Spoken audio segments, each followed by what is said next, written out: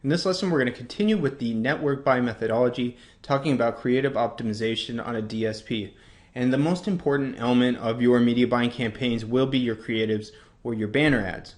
So without going too deep into the details of statistical significance, let's just say that you need to have a reasonable amount of data in order to have confidence in your optimization decisions.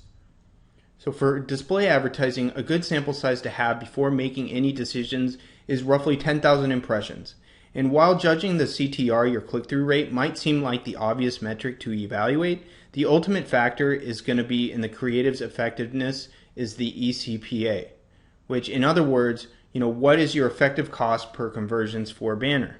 If there are no conversions, then look at the CTR, your click-through rate, and if the CTR falls below 0.10%, consider it a candidate for going offline.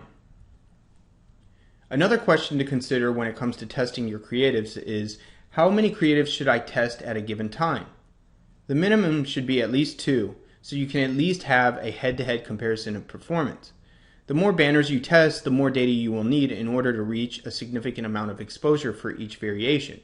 So you could easily throw up 10 different banners, but you're going to need to make sure that if you have a small testing budget, it doesn't dilute the amount of impressions amongst the banners too much.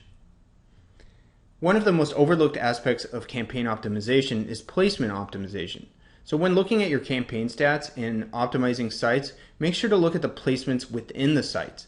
So many times there will be poor placements within the sites that are below the fold, causing a site overall stats to look poor.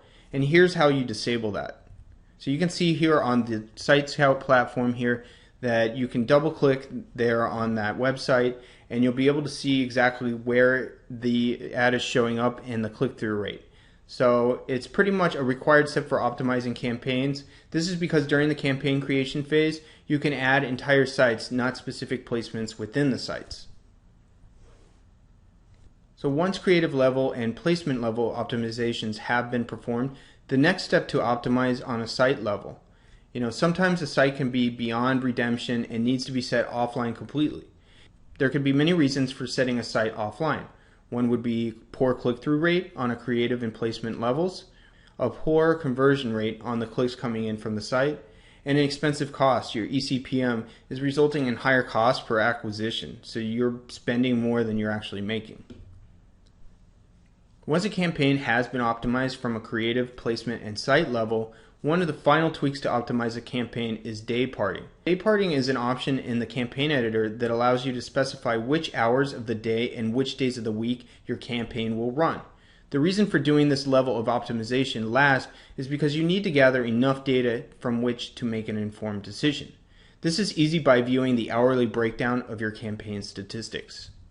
For example, we might notice in the following screen capture of an hourly report that the majority of engagement of our conversions occur between the hours of 10 a.m. and 3 p.m.